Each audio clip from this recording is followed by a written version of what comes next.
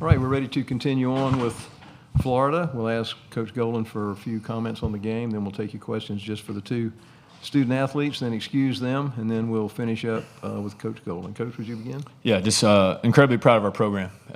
It starts with our players. They've done an incredible job all year just being coachable and unselfish. And, we knew early on in the year that we had really good talent.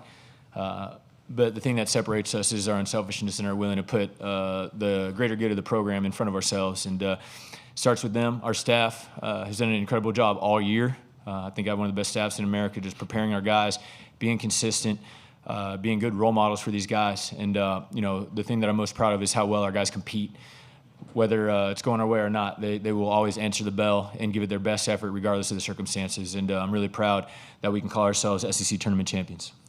All right, take questions for either of the student athletes. Raise your hand. All right, let's go ahead and start on the center aisle, and then we'll come back to the left side. Will, just what does this mean for you, being a senior? Obviously, Walter as well, but for you guys to accomplish this in your final year of collegiate basketball, just what are your emotions like right now? And to do it against this Tennessee team who handed you guys the worst defeat you guys faced all season, how much does this mean to you? For sure, it means a lot. I mean, what makes it so special is it's a journey from me and Coach's first year here to what we've been able to do now. And it's just a testament to all the work we've put in, and it's good to see it come to fruition, but we know we still got a lot more ball to play. Next question on the left side, front row. Zach Alberti on 3. How did it feel to cut down the nets? That's my first time in college, so it definitely felt special. How did it feel for you? Well, shades of high school at all? Oh, we ain't cut down in that high school, actually. They be having games after us, but it's definitely felt great, playing in one of the best conferences, in the country. Obviously we won up there at Iona, won the MAC tournament. So it's my second time cutting down the nets in college, man. I can't explain the feeling. It's great. And how do you guys both feel to make the tournament team as well? Walter, did you take that first? It feels great. I think you could have put any one of our guys on the team, and you could have put anybody up there. So it just feels great to, be named to that team. Yeah, well, same thing with Walt. I feel like that award should go to the whole team. I mean, we all had a huge impact in getting this done this weekend, so it's just for the whole team. All right, next question on the aisle right here. You guys said before Micah returned that this season was for him. You guys were playing for him. To see him out there cutting down the nets as well and contribute in a game like this, just how exciting is that for him to see that? Just what you guys think of just him getting out there and being able to play a year ago from what happened? Yeah, I mean, I feel like it's just a testament to who he is. Micah comes in with great energy every day, and he's worked his butt off to get back to playing and helping us on the court. So it's definitely a blessing to be able to see him get out there and make an impact like that. All right, next question right here on the right, and we'll take the next one over. What would the statement be to the NCAA selection committee from you guys? For both players? Yes, for both players, please. Will? Humbly, I don't think we got to say nothing. That's all I'm going to say. I'm right there with him.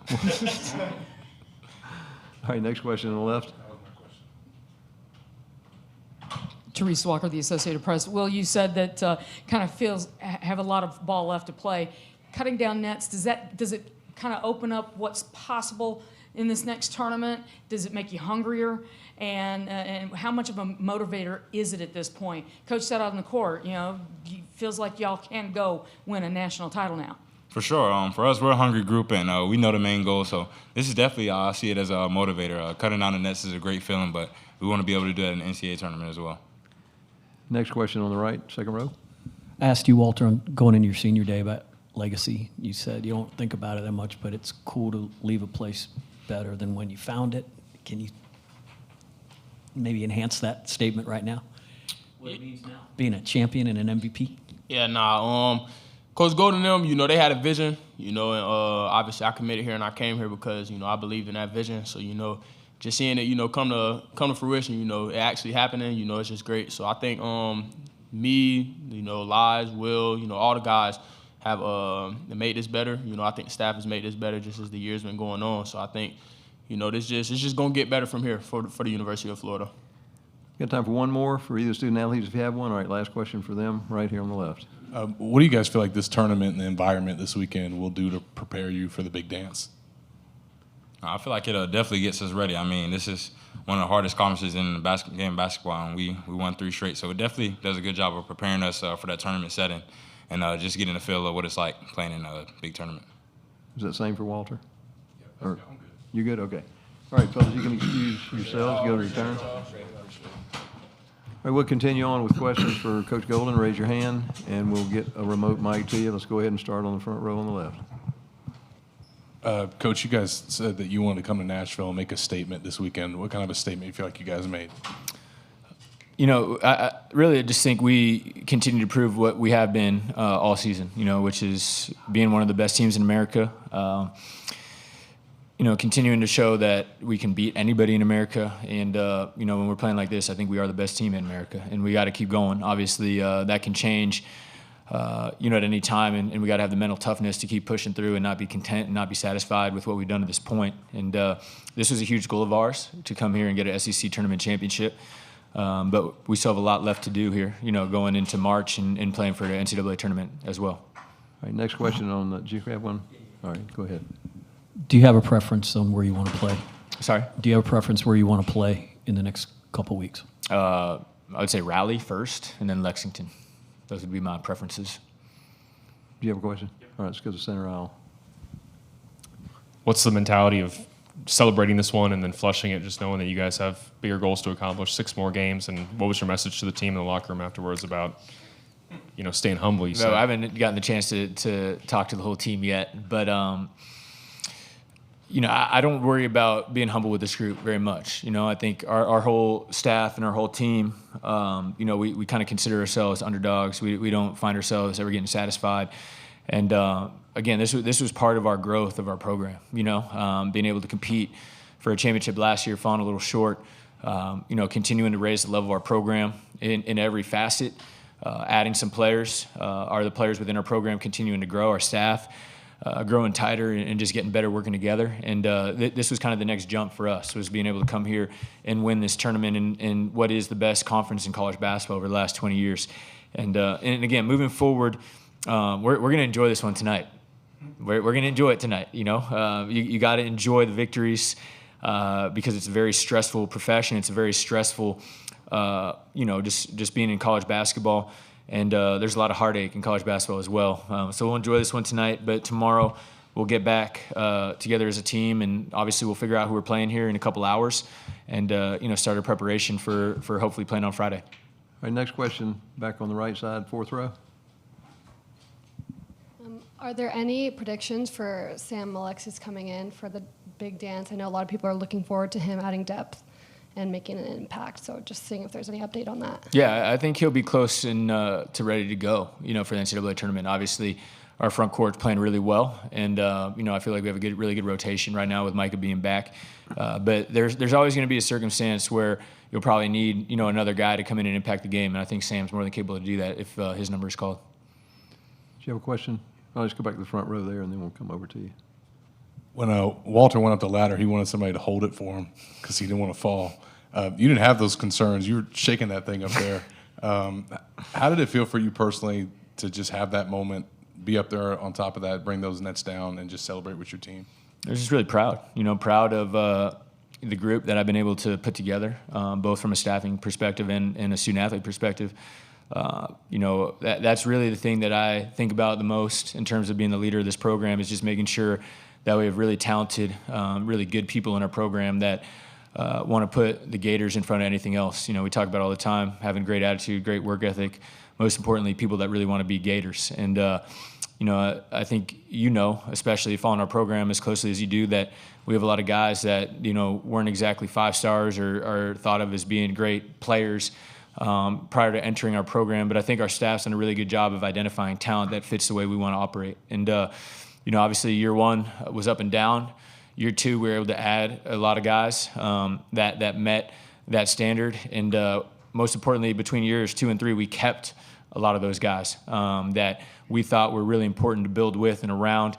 Just the natural progression of different guys like Kondo, Tommy, Zell, Will, and Walt, taking that next step and elevating their game, bringing in Rube, Elijah, Sam, Irby, Denzel. Again, I mentioned him. He's done an incredible job just taking a leap. And I think, again, the thing that I'm most proud of in our program is in a time where a lot of these programs and rosters are transactional, you know, we really try to do a good job of developing our young guys from the ground up. But most importantly, it's our guys, you know, it's our players, because it's very easy to have a mentality right now to always look and see what's out there and to see what situation might be better. And we've had a number of guys that weren't starting players, that could have easily left and got a starting job somewhere else, but wanted to, really compete at the highest level and be a part of something bigger than themselves.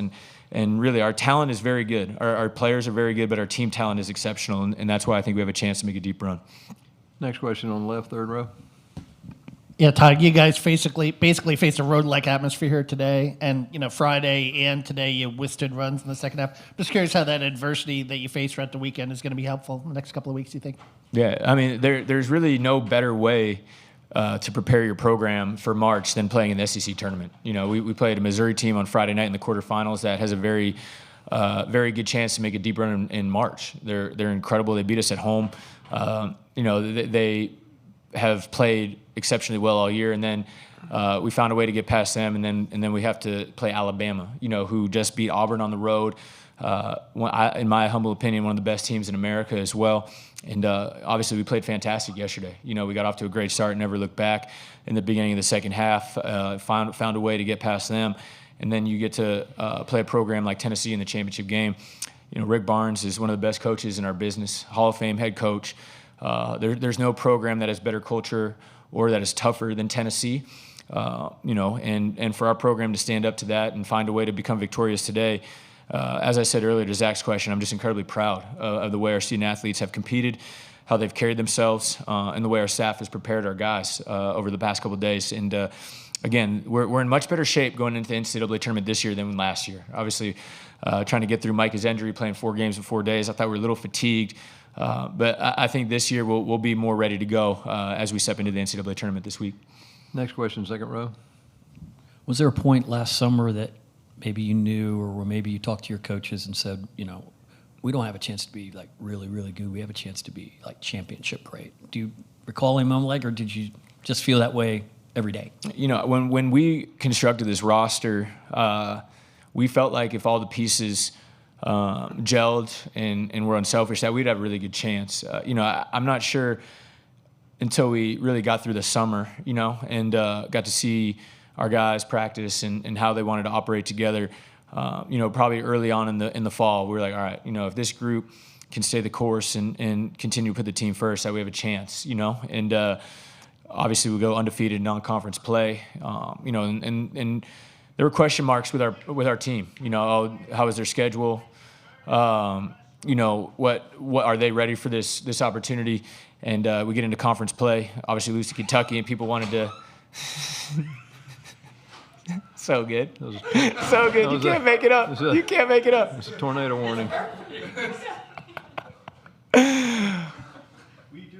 We do.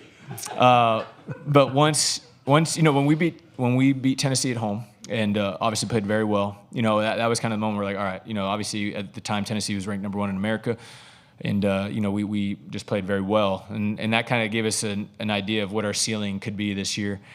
But truthfully, for me, it's all about just making sure our floor stays incredibly high. If our floor is high, we're going to be able to beat teams that we should beat. To go deep in March, you got to catch some breaks, and whether that's matchups, whether that's some shots going in. You got to put yourself in position to be successful, and this team has done that. Got time for 1 or 2 more questions? All right, let's go to the center aisle on second row. Along with the continuity on your roster, these are all assistant coaches that came here to Gainesville with you. Can you just speak to their investment in wanting to will this program and bring it to where it is, and how critical they've been, from John taking that lead role in fall camp with the defensive improvements and all the work that Carlin and Hovde have done this year? Yeah, no, our staff is incredible, and when I was fortunate enough to get this opportunity, I had to think long and hard about the way I wanted to build my staff out, and obviously coming across the country and not spending a lot of time in the South, you kind of ask yourself, do you need geographical guys? Do you need guys that are comfortable in that region? And Kyle Smith gave me great advice. He said, just get guys that you trust and that are going to work hard with you and always going to have your back. And I really can't say enough about Carlin and his willingness to move his family from UNLV to join us in year 1. Carlin and I worked together at Columbia. I was the director of basketball operations when he was associate head coach. His humility, his humbleness, and just his leadership. He's an incredible mentor. And, our guys look up and respect him at an incredibly high level. And, obviously Hub and I have worked together 5 out of 6 years I've been a head coach. And, he's just an incredible basketball mind, but he's an even better person. And, again, just incredibly mature, responsible, just always going to be ahead of the game, with what he does. And he deserves a lot of credit for how explosive our offense is. Corey McCrae's done a great job, just being a great resource for our players. He manages our guys very well, has great relationships with them. They trust him. He's done a great job with our guards. John Sapphire deserves a ton of credit for our growth and our program. I lean on him a lot for roster decisions and roster management. He's incredibly bright, a young star in our profession. John Anderjak deserves a lot of credit for our defense. He does. He keeps us honest and makes sure we practice defensively enough every day. And just his intensity has really raised our floor that way. And obviously Torian Green has done a great job with our player development, working with our guards. I really believe we have the best backcourt in America, and part of that is the growth and the work that he does with them every day. But our staff is fantastic, and without them, I'm not sure we'd have the success that we have right now. Last question, anyone? All right, thank you. Thank you all. Go Gators.